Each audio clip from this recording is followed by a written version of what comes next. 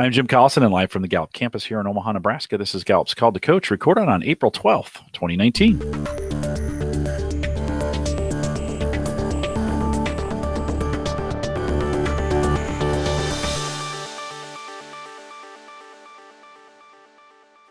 Called to Coach is a resource for those who want to help others discover and use their strengths. We have Gallup experts and independent strengths coaches share tactics, insights, and strategies to help coaches maximize the talent of individuals, teams, and organizations around the world. If you have questions and you're listening live, and there's a few of you out there, we see you listening live, you can do that in our chat room. If you go to coaching.gallup.com/live, that's our live page. Right below the live video window is a link to the YouTube page that has the chat embedded in it. We'd love to have you join us there. You can ask your questions. If it's after the fact, send us an email, coaching@gallup.com. Don't forget to visit the Gallup Strengths Center, just gallupstrengthscenter.com for all your CliftonStrengths coaching resources and training needs. You can also catch the video and downloadable audio. We call that podcasting. All the cool kids are doing it these days. Get that on your phone, your mobile device. Listen to this on the road, in a train, in a plane. Recapture that time and consider it professional development. We have them available for you. They're all on our coaches blog, coaching.gallup.com. Mike McDonald is our host today. He's a senior workplace consultant here at Gallup. Mike, great to have you back on the series. We missed you for the first couple there, but great to have you back. Welcome back. Yeah. Thanks, Jim. No, I'm we're kind of you're in the zone. You've got us all pulling in all sorts of directions now. So it's great to be back in the stream of our webcast series. And I'm even more excited though, Jim, if I can get very personal, having Heather Wright with us today. Heather Wright, senior workplace consultant for Gallup. I was thinking about this morning. Heather and I have been friends for 35 years. Yes, indeed. And that probably means more to me than it does to Heather, but I'll take it. And it's been really meaningful for me to know Heather for that amount of time, and to specifically roll that up to the conversation we're having today, because certainly there's no one we could have speak to the subject of women in the workplace with more credibility, more professionalism, and more personal experience than Heather. And so Heather, it's really great to have you represent this topic in every way that it can be represented. So thank you. Well, I'm glad to join and honored to be with you both. And Mike, you're going to make me cry.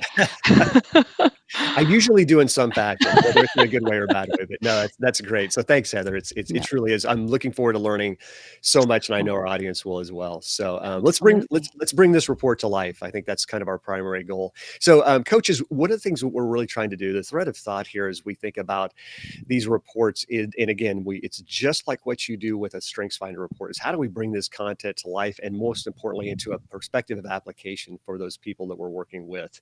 And so it really is that conversion of taking our content and adding context to it, right? But context that lends credibility to ourselves as coaches, lends credibility and confidence to our clients, and ultimately changing their life for the better.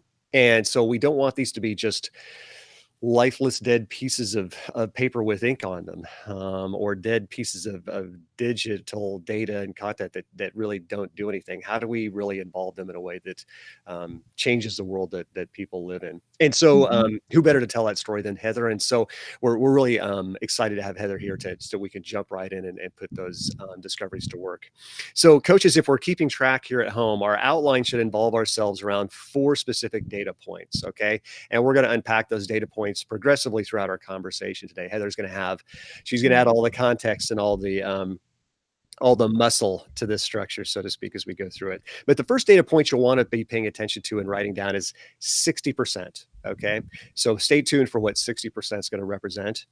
The next in your outline is 66%. We'll tell the story through that number as well, followed by 23%. And then we will conclude with 69%. So 60%, 66, 23, and 69%. Those are the metrics that we're going to tell a story through in our time together today.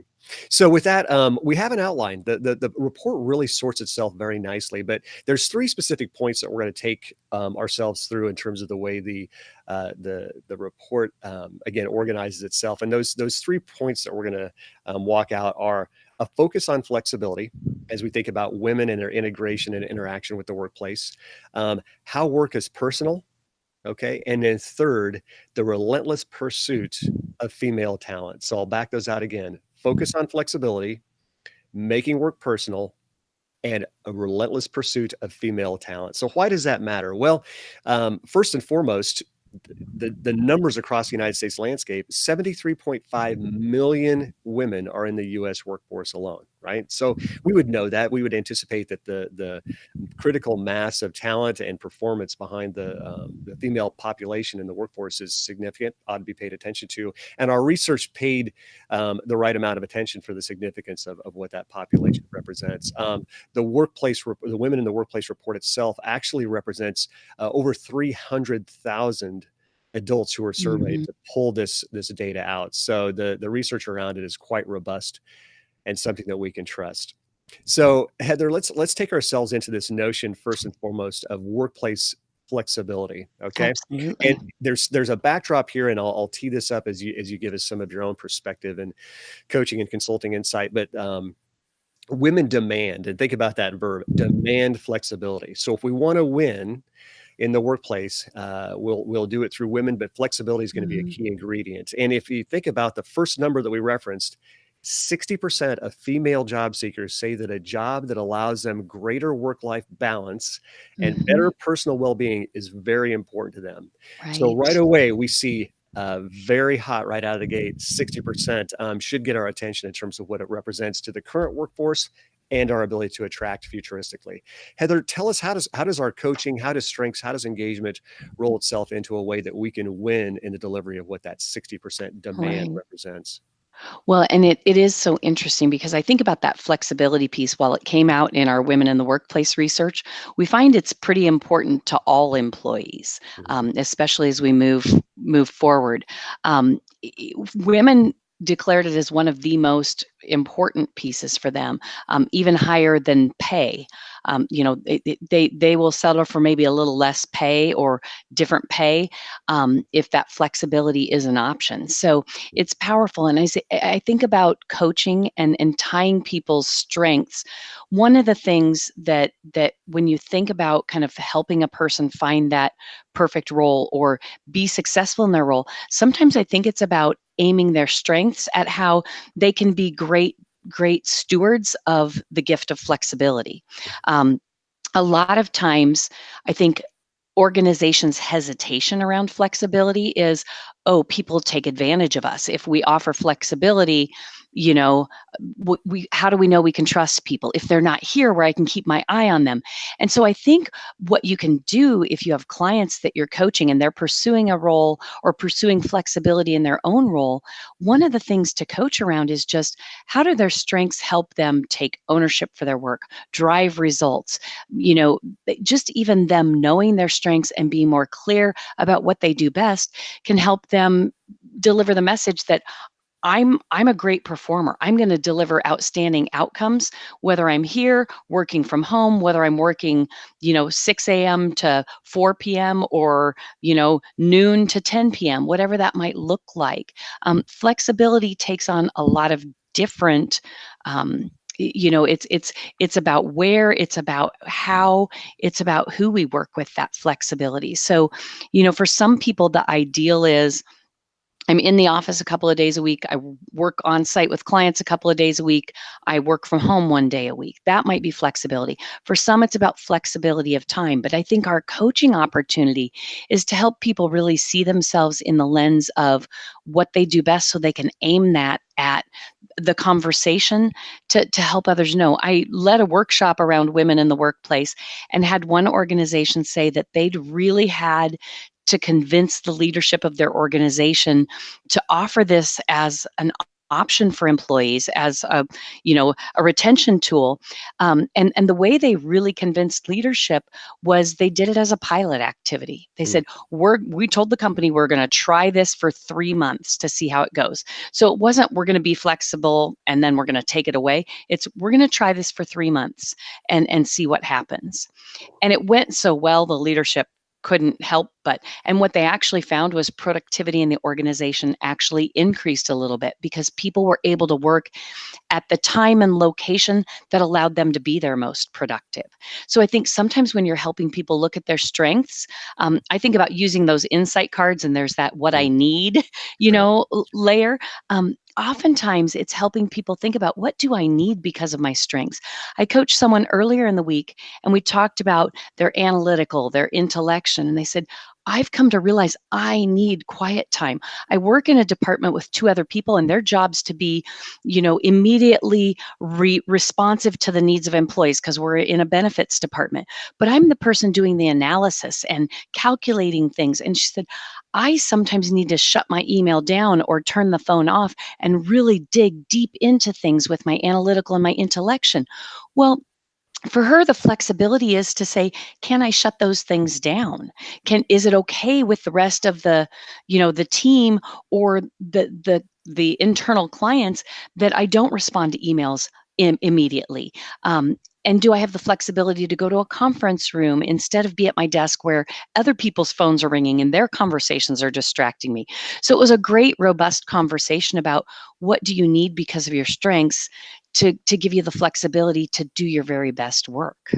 Yeah, though that's a great response, and you see the workplace, right, in a broad shift, and you mentioned it, that women in the workplace are a great standard bearer of what's so representative in that work-life integration, right? Not Mhm. balance, but Right, integration. And right. I think you told a great story as we move on through that. Heather, what do you think, from a cultural standpoint, from a talent attraction standpoint? What are effective ways that a company can effectively convince either talent that's already working at a different place, or new Mhm. incoming talent coming out of colleges or from workforce development spaces? How do they attract women in that message of work-life integration, so to speak, when we Mhm. know that the priority of flexibility is so high? Well, one of the things we see in a lot of our data is the work has to be meaningful to the Mm, person. So part of the attraction is that you've got work that means something to me, that if I show up here each day, it's worth my time. Um, and we'll talk about that in a minute.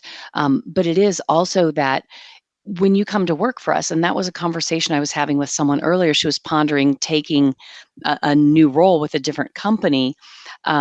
And one of the things we were talking about was, she's saying, I've got a 6-year-old son at home. I'm not sure I want to take on a big job that's constant travel, but I really like the work these people are doing. And we were talking about, could she just even ask in her conversations with the hiring manager, could she talk about, maybe I work for you on a contract basis or a project basis. Maybe I don't take a full-time job with you, but I get to work in a way that allows me kind of to build my world the way I need it to be right now. yeah. So I think one of the things organizations need to think about is, can we get beyond the standard 8 to 5 box?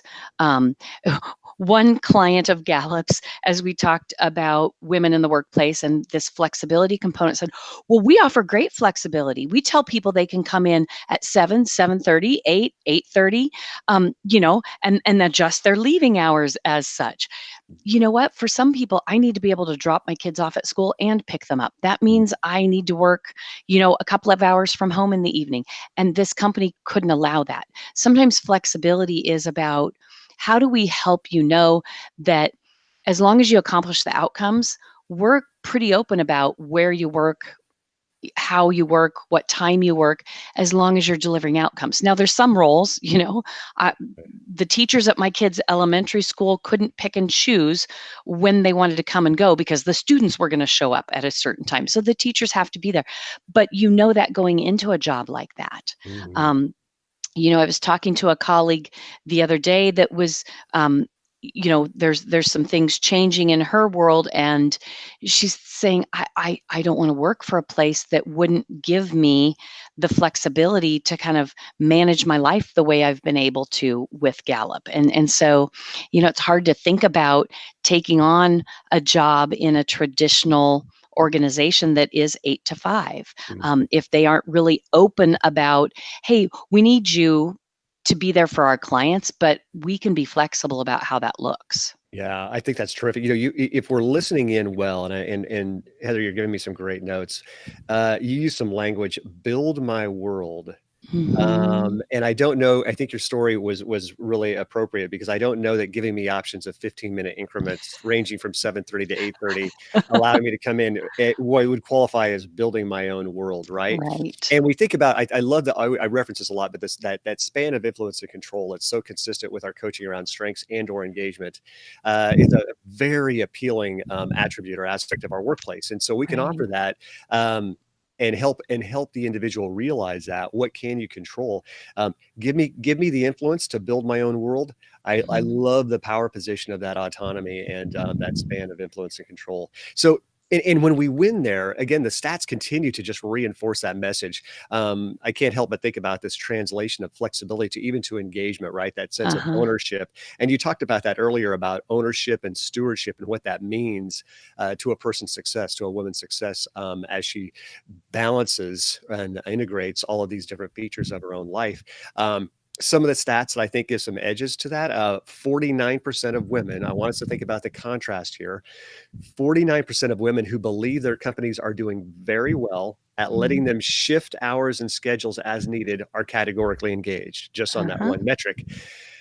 The flip of that is, though, that number drops to 20% categorically engaged for women who would disagree with that statement, right? And so we see more than double effect just in the capacity we have to answer that question well or deliver on that well. That's really right.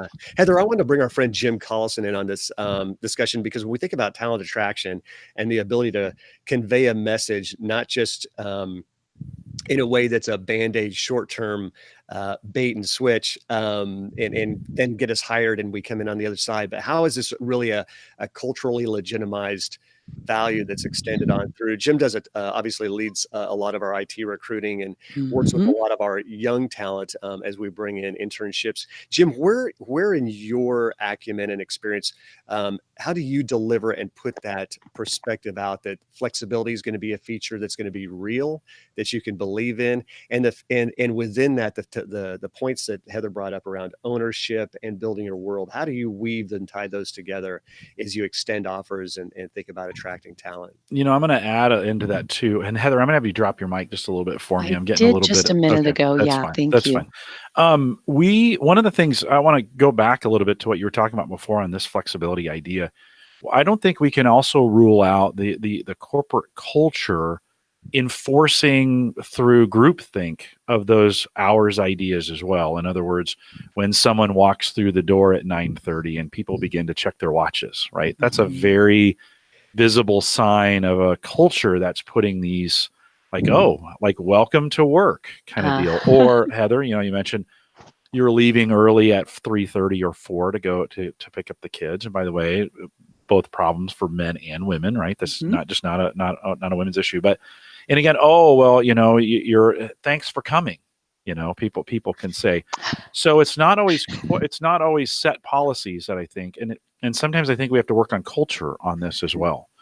To be available. We spend a lot of time on the technology side. We have little green lights that are on when you're on, right? And so we joke about that in the evenings. A lot of those kinds of things can bleed through the culture. And I think as managers, we need to make sure we are enforcing or encouraging that flexibility. It's not just going to happen because I say, okay, set your own schedule. If the corporate culture is fighting that, it's gonna enforce the same rules. They're just not written rules. So I think we have to be really careful. Mike, I do believe and I'll say it here first, the Zillennials, that's kind of, I think, what they're starting to call them, right? Oh, really? Gen Z. I saw that name the other day pop up in a news somewhere. I think they're kind of coming to the workplace, and maybe even the last of the millennials are starting to come to the workplace with this flexibility idea in mind already. That's kind of natural for them. There are some pieces already where it is kind of, I'm going to work on this whenever I can work on it. I don't think we have to fight that, Mike, as much as we used to. Got it. I may have aged myself in that question, but I like the answer. I like, if that's the reality that we're entering into, I think that's a fantastic spot. And maybe we can start to say we've arrived, so to speak. Yeah, we just hired 13 high schoolers for our program this summer, and it's funny to sit them down, and I do say to them, your best, most productive hours are between 8 and 5, just because that's when I have people here for you. Yeah. But if we need to work outside the flexibility of those hours, we can. You mentioned teachers; they don't have that flexibility. So there are roles where it won't fit in and it won't work. But having those expectations set, I don't think for the culture coming up, it's as hard to outline, Mike. Yeah, no, thanks for that Cool. perspective, Jim. So I think let's do a quick shift here, and coaches, I want to take us to our second metric. 66% is our second number, right? 66% represents a data point that reveals to us that when considering a new job, women place great importance on the opportunity to do what they do best, and specifically 66% of female employees believe it is very important, right? I'm just going to underscore that, believe it is very important to find a job that allows them to do what they do best. So when we marry that with the original attraction around flexibility, right, we see an obvious place at the table for strengths to sit and have a lot of attention paid to it. Heather, tell us practically how does strengths start to connect in that attraction, but also that occupation and that capacity to really realize the best of what that career could look like.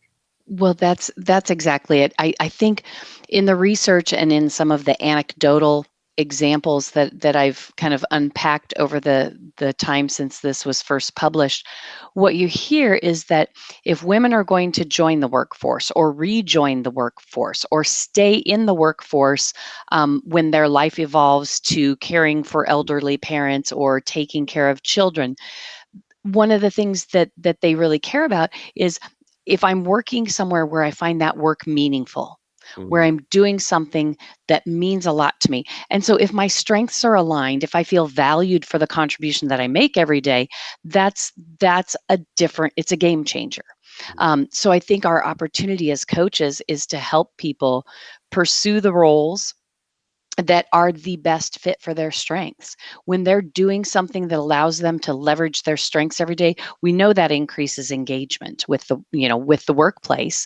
But it also it helps people feel like that they just absolutely get to do what they do best every day, and it's a game changer. So anytime I think about many of you as coaches get to coach business leaders, managers, CEOs of organizations, and that strengths awareness, that strengths coaching can help a person. I was planning a team session with a leader who, for years now, she's at her second company that I've kind of followed her. She's taken Gallup with her, and she just has been a gift of a leader around the constant coaching that she does with her team members about their strengths. And her goal every time she has a one-on-one with her team members is to look at their strengths through the lens of the work that she's asking them to do. And how do I see your strengths helping you accomplish what I want you to do? How do your strengths create value for our clients? How do your strengths complement what your colleagues need to be successful? So it's that constant reinforcement. People love working for Wendy because they know that she knows them as a person, not just a plug and play, but as a person with value. And I think that makes a huge difference.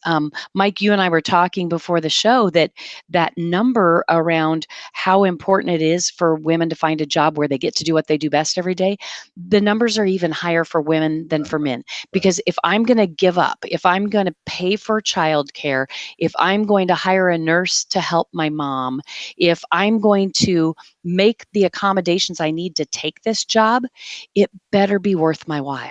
Yeah. Yeah. Heather, you said, you struck another chord. We always talk about how strengths and engagement operate best in those spaces of change and transition, right? Ideally proactively, but unfortunately sometimes reactively. And I think a lot about just the interactions and the adjustments that we have to make to our lives, and just acknowledging the fact that there are different transitions that we all have with each other. And there are transitional states and places in time, in the daily role and delivery of a woman versus a man versus a young person versus an older person, et cetera. And so I think a lot about that change and transition and how strengths help us do that effectively, right? And do that capably without having to react, having to respond. What's been a discovery for you? So you're noted, right, for the success that you have, the life that you live, the mother of triplets, you have 4 children, you are recognized in the in the community for all sorts of community service and your involvement there. And then you're successful here. How do your strengths, as you leverage them, and feel free to use your own top 5 strengths specifically. Yeah. How do they work and make sense for you as a case study for all of us to learn from in change and transition, Yeah. integrating strengths and that flexibility piece? Well, so one of my themes that I claim wholeheartedly is maximizer. And for me, that's all about return on investment of my time and energy and effort. And it's also a little bit of that perfection seeking that many of us maximizers are known for. But I think about just even that when I do things, I try to pack in, as much as possible into the hours of my day, the way I structure things.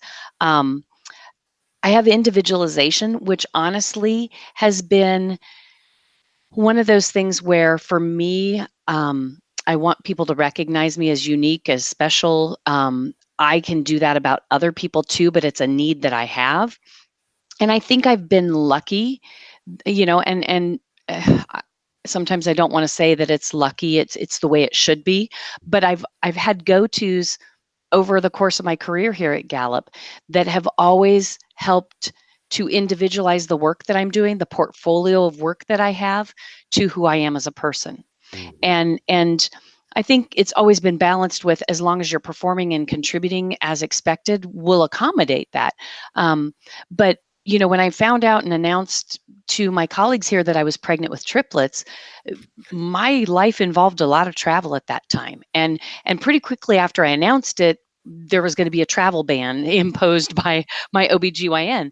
And so I was a little emotional about it. And I went to a colleague that I partnered with a lot and said, I'm sorry, I'm not going to be able to go to wherever I was supposed to fly to do this client program that I promised I would do for you, because I'm not going to be able to travel at that point. And she was absolutely amazing in terms of, it won't be you, but we'll find somebody else. And I want you to look at this as a chapter in your life. And I think that's what our Women in the Workplace research has revealed. And that as coaches, we can help people kind of aim their strengths at doing what you do best and how you like what you do.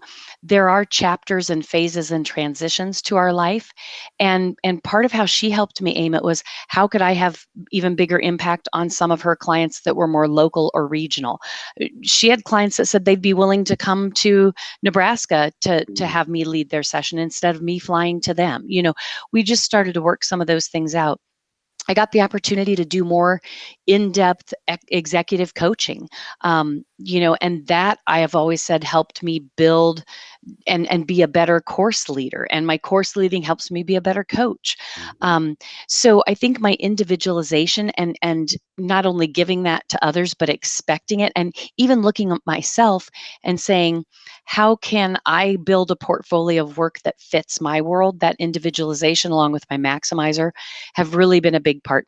Focus too, a goal orientation, that I just figure out how to kind of get things done because there's a goal, there's a target out there. And that focus and goal orientation keeps me on track toward the big rocks that are most important. And so there's times when other things kind of sit aside for a little while, or you hire them done, or you convince the kids that they're old enough, they can fold their own laundry. I don't need to waste my time doing that anymore. And you figure out how to spend your time on the most meaningful things that really matter. I love it. Heather, you brought up something that I think, in Jim, we talked last week about, or earlier this week, about job crafting.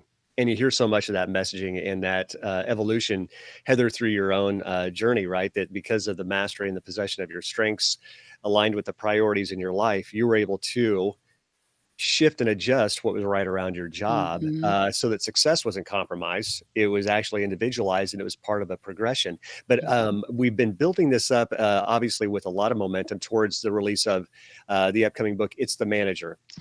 And you did not miss the mark, right, in terms of so much of that conversion coming in that right manager. And so we know this for anybody, but particularly you see the conversations that are necessary for women in the workplace to be successful. Those conversations can be somewhat different. And is the manager capable of making the conversion, individualizing, integrating life in a way that that matters and is meaningful and purposeful to you. There's a direct call out in the report, right? And it's very consistent with leaders in general. But how are leaders meaningfully communicating about an employee's strengths? How are leaders determining? Do they even know what the area of excellence, right, is for the people on their teams? And is there alignment, right? Are they constantly translating that alignment to make sure that there isn't an erosion, there's not a decay of what you do best, but we're strengthening that as life continues to evolve. And that doesn't just happen overnight. So great story in the way that you help bring that to life, I think, for all of us in a very quick way. It's very interesting when the report also shows some effects, contributions, and predispositions that women have when we think about this lens of strengths, right? We can make some claims just around our own research around strengths. Women show greater intensity in relationship building when we think about those four domains of strengths than men do. Women are more likely to focus on planning and to accept others. So we hear a lot of that in your story. Women get energy through collaboration. Your story brought that to life as well. Women may naturally be better at cultivating relationships, which could be why, and I'm going to throw out a really controversial stat here, but why as managers, they actually empirically lead more engaged teams. That's right. Jim and I are squirming in our chairs right now as I read it out loud. But that we have to address, the research says something, right? It tells us something, and it bears a conversation. And maybe part of that is this fourth feature, that women may be more intuitive about others' emotions. And when we think about the behavioral economics inside all of the most successful organizations, that emotional content just can't be ignored. Heather, any reactions to that as we transition to the last? I'm just chuckling for guys like you and Jim. I think if you pay attention to some of the facets of this research, your teams are just as engaged, if not, more engaged than many women's teams. But I think it comes back to that. Are we mindful of who people are, what they need in order to thrive, and do we offer them the chance to do what they do best in an environment that affords them that work-life integration, that flexibility? I think when managers get that right, they're creating engaged teams. So I think it's powerful.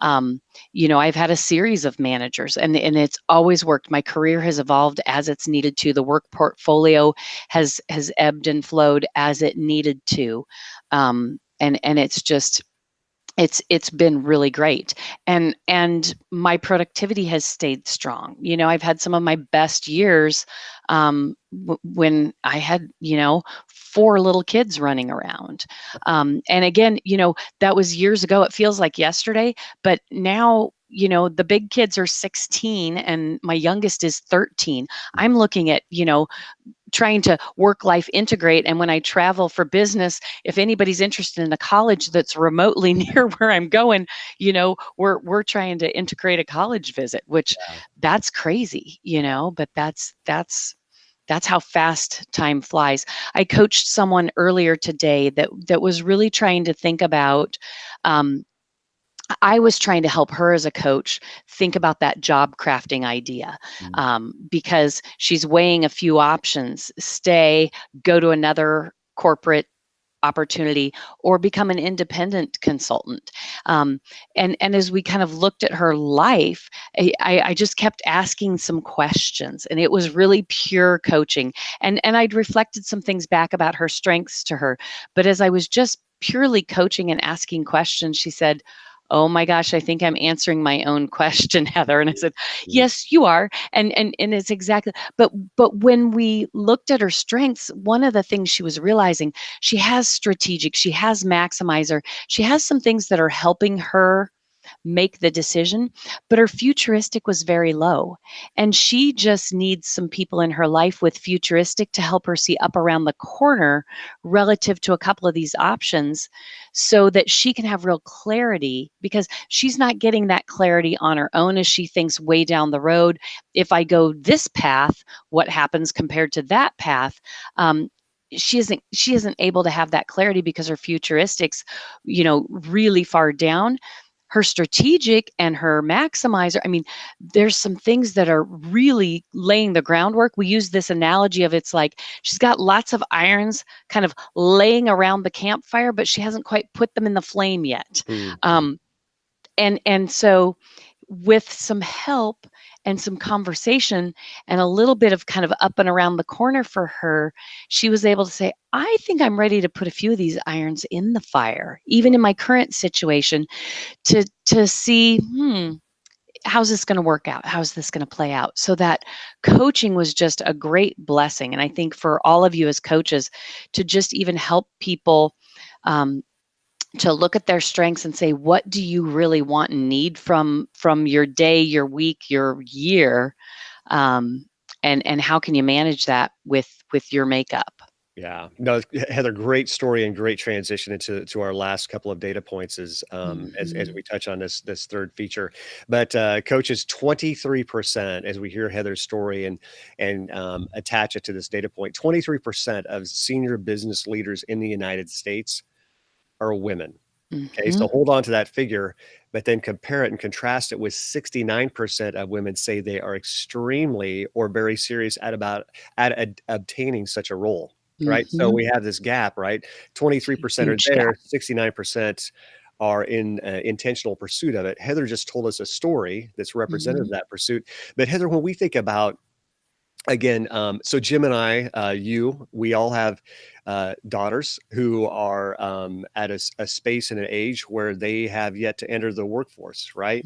And they likely at some point in time will aspire to influence, to progression, to leadership roles and positions. What does our coaching do when we think about strengths, when we think about the integration of engagement to predict or help them realize a closure of that gap of 69% who want it, 23% who get it? What's your advice, and what are you seeing and hearing in your own work with senior women leaders? Yeah, that's, I think one of the things that has to happen is it's that modeling. So I think about in my coaching, it's helping your clients see the kind of role that they want and who those mentors or those models might be. I talk very clearly with client organizations that I work with, kind of to Jim's point about culture. We were talking about more in the flexibility and checking the watch when people come in, but it's also about putting women in roles and letting them kind of live their integrated life in those roles, not saying, if you want to have this role, you can have it, but you have to give up the flexibility or you have to give up the time. And that was really a part of the conversation with the person I was coaching today. She's saying, if I go with this other corporate entity, it's a big job. I'm going to have to travel and be out in the field a lot. And I'm probably going to be expected, to give up some of what I want from my life. And it's almost this sacrificial kind of perspective that you can't have the big job and have what you want for your life. And I think we have to continue to show models of, yes, you can. There are people who are doing it. This is how they do it at our company. So we have to just turn up the volume a little bit on who those people are and how they're doing it. And I think about, some of our own female leaders here. I've had one, senior leader talk about, I'd be happy to do that conference call with you, but I'm leaving early on Friday afternoon to drive out and visit my daughter for the weekend. So I'll take the call, if it's okay for me to join your call from the car, I'm happy to do it. But she was being very clear. She wasn't trying to hide anything, but I'm leaving early on Friday, and that's okay. And senior women can do that. And, that we can kind of orchestrate what we need for our life and still, and it was interesting.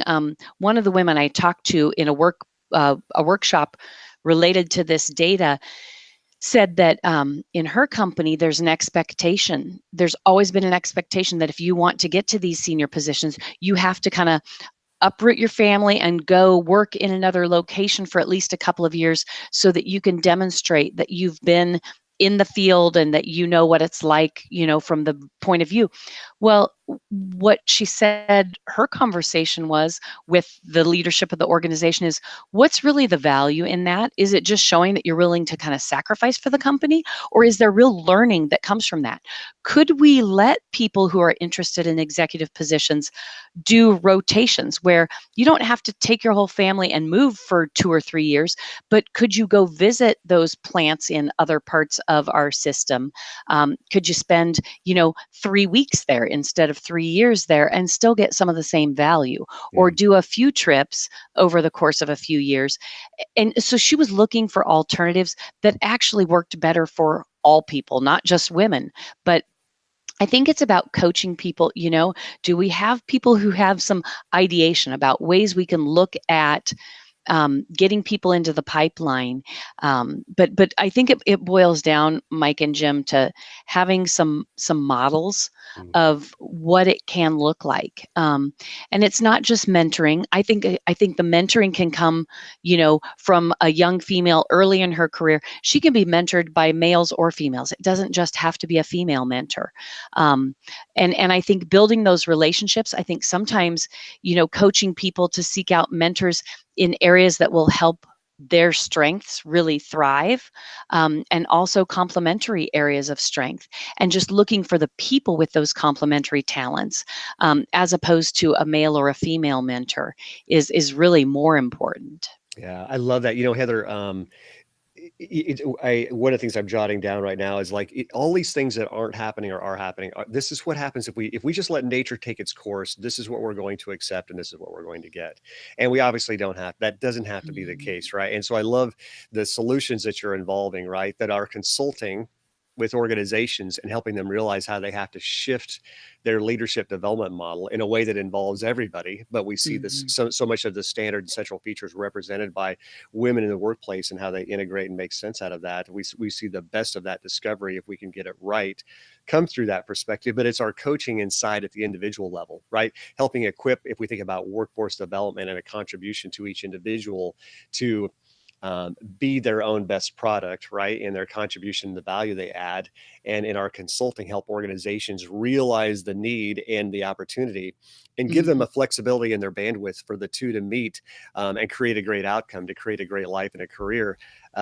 We can do things differently and better in a way that we just haven't seen before. And I think that's the call to action, really, that our data is produced so much for us, and I think it wraps right back around to the bookend of those three specific points that we started off with, right? Focus on flexibility, the personalization of work, right? It's emotional, it's discretionary, it's voluntary, it's integrated. Those things can't be compromised, but there has to be a relentless pursuit of talent, and specifically female talent, and in ways where messages and accommodations are just different, not better or worse, just different. And we've got to be able to be conversant That's in right. that language. So no, that is just terrific. So coaches, I hope you heard, right, as Heather talked through stories, touch points, the outline, we go back to 60%, right? And its relevance to the flexibility and the demand that is out there for flexibility in the workplace. 66% we see represented in the prioritization of what strengths and the opportunity to use strengths in the workplace, that confidence, that clarity, and that contribution to strengths in the workplace. And in that gap, that 23% of senior leaders in the United States who are represented by women, but 69% who aspire to have those types of roles. And how do we close and realize that gap? Heather, we could not have had anybody better. Without a doubt. We knew it going in. You confirmed it without any fail at all throughout our conversation. So thank you so much for sharing all of your insights professionally, personally, and being so transparent, really, with all of it. So thank you. My pleasure. Yeah, awesome. Jim, is there any concluding thoughts, any comments that came in from the audience that we need to integrate as we come in for a wrap? I'm going to turn my own mic off here. I think I want to wrap with this, that I think it's really, really important as we think in the culture. I mentioned sometimes the corporate culture the employees around them can be stifling. There's also can be a peer pressure among managers to not make these changes, right? That as a manager, Heather, you mentioned your manager gave you this flexibility when you needed it, and some other managers that's gonna mean other things have to move in other teams or in other departments or with other work. And there can be some peer pressure among the managers to not allow for that flexibility because it's going to have an impact across the organization. Right. And so many of these things take, I think, a great amount of courage to do. It's not a matter of flipping a switch. Oh, we're going to be a strengths-based culture. Boom. Switch flipped. We're now flexible, right? And it never, I think it never works that way. I think it takes courage by individuals, managers, and employees to be able to live these things to what they really are, and really allowing them to happen in that way. And then I think it takes some intentionality. We in the United States, and I think globally around the world as well, we are going to have to continue to be intentional about the hope that we give these young ladies, these girls coming up, that they can do these things. Heather, you mentioned about the manager. We do have a manager crisis a little bit when we think about we have a pretty good number, 43% that are managers, but at that senior leadership, that's 23%. Yeah. I don't think that's going to change unless we start getting a really good pipeline, right? We really start doing some things intentionally with young ladies and men as well, but to begin to train them on that. Have you seen in the work, any of the work that you've done, Heather, have you seen where we're starting to see maybe a change in the pipeline of women coming up through those ranks? And it comes back to that point about relentlessly pursuing female talent. And part of that pursuit is the awareness of leaders that, we used to have kind of this progression, and you needed to put in this many years or this much face time in order to be kind of on the list for one of those senior leadership roles. And in a few of my clients, I'm seeing that shift to, instead of the traditional progression, we're just absolutely looking for the best talent to fit that role, as opposed to the person who's had all the right experiences. That organizations are really realizing that the right person is probably more important than the right experience, and so that gives me a lot of hopefulness. I think it's also in our economy today. I think it's also about, you can have those experiences and you can demonstrate that expertise or the ability simply from in a shorter time span or from other aspects of life, and people are more open to I had one woman who said she just really built her resume around her leadership role in the Parent Teacher Association at her child's school. And she said, you know what? Here's how much money I raised at a fundraiser. That's bigger than some of the projects you'd be asking me to do in this job. So being able to equate, if I can run that kind of an operation, you know what? This job would be a piece of cake for me. And having the courage and the self-awareness. And again, if you as coaches can provide a person with the confidence of knowing their strengths and knowing the absolute value that can add to an organization, then a woman walks into that job interview or a conversation with a senior leader at her organization to say, I should be next tapped for this job, with a confidence and awareness about what they will contribute to the role and to the organization, rather than just, hey, pick me because I've done everything and I've checked every box that everybody else has, and so now it's my turn. Yeah, no, that's some really good insight. We have to continue to work in these spaces where we're focusing on talent. I think for the coaches, the important thing for them to hear is they're going into organizations around strengths. It's not just about being able to identify someone's an arranger or a maximizer or communication, right, in those pieces, but how are they uniquely deploying those into the organization to make changes? We do know that the manager has the greatest amount of impact on this. And so what is happening for that? As coaches, we need to be the smartest people in the room at the time, being able to give that information about how to make those changes, right? All these reports, I get a lot of questions sometimes like, well, I know, but I'm a coach. Why do I need to worry about employment numbers? Or why do I need to worry about the future workforce? And it all ties together this way, right? That all those pieces come together, and this information prepares you to be in the room to say that to a manager, to say, no, your future workforce is just as important as the workforce as it is here. And then retaining them is just as important as the hiring process of getting them, because in fact, it's even more important because hiring is so expensive. So Heather, thank you for that as well. Mike, do you want to wrap it with anything, or do you want me to close this up? I think we're good, Jim. Yeah. Okay. Awesome. We'll remind everyone to take full advantages of all the resources we have available at the Gallup Strength Center, just gallupstrengthcenter.com. Send us your questions or comments. We'd love to dialogue with you on this. If you have those and you're listening to the recorded version, send those to us in an email, coaching@gallup.com. You can put a webcast in the title there, and that'll get routed over to me. We can have a discussion around that. You can also catch the recorded audio and video of this program, as well as all the other 700 of these that we have done. They're available off our coaches blog, coaching.gallup.com. Don't forget, we've mentioned It's the Manager, the book that is coming out. Its launch date is May 7th, and if you're listening to it before it, you can pre-order it.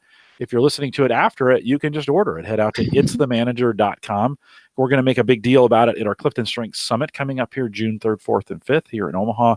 An amazing time to come. Talk about professional development. Yeah, you just get to go deep, right, for a couple days and hang out with some folks who are all about this. So sign up today, CliftonStrengthsSummit.com, if you want to get registered. There's a few seats left. It's gonna sell out. So you want to get out there and get signed up for it right now. If you want to continue the conversation, we'll do that in Facebook. Head out to facebook.com/groups/called-to-coach. And we'd love to have you, about 12,000 of us in that group, and we can have a great conversation around it as well. Hope you've been enjoying the series. We have a couple more of these coming up. Diversity inclusion is coming up. Mike, what else do we have on this leaderships or in this research series? Yeah, so we have diversity and inclusion. We're going to look at our millennial report. Jim will get inside that, and also our performance development report. So we've still got, Gallup, right? We have no lack of reports, and the rate of those reports being produced is only increasing at an increasing rate. So we'll see how far the runway of this particular stream of content takes us. But again, knowing Gallup, it may not end anytime too soon. So I hope not. I love to stay in this job, and that Zillennial report is on its way. Right. So I want to thank you for joining us today. If you're listening live, thanks for coming out. With that, we'll say goodbye, everybody. Yeah.